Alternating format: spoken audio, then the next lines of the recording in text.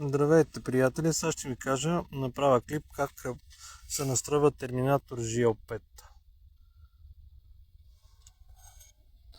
Имате Run Balance, Sensitivity, чувствителност на уреда, дискриминация, включване и изключване на детектори и усилване, автоматичен и ръчен грунт баланс, еднотонална и двутонална дискриминация, 10 кГц и 18 кГц от този модел.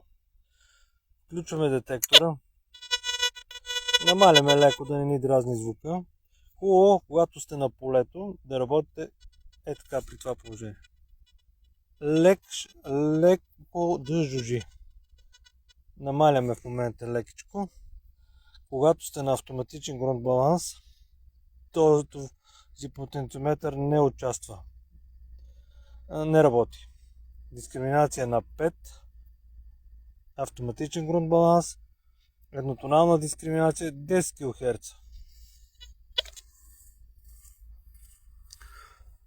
Минаваме на 18 кГц. Сега съм го намалил нарочно, за да няма излишни сигнали. Защото тук почвата е малко агресивна. Когато минете на ръчен грунт баланс, сваляте дискриминацията на 0.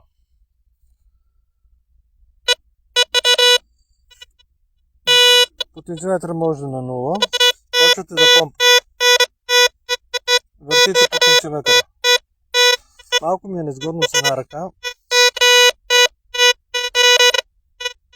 Ето. Успокой се детектора. На 5.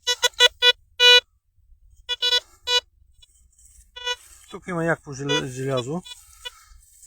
И работите. Обаче при този модел, когато в момента сте на 18 кГц, когато минете на 10 кГц и сте на ръчен грунт баланс, трябва отново да направите грунт баланс. Ето. Тогава пак повдигате на 5 и работите.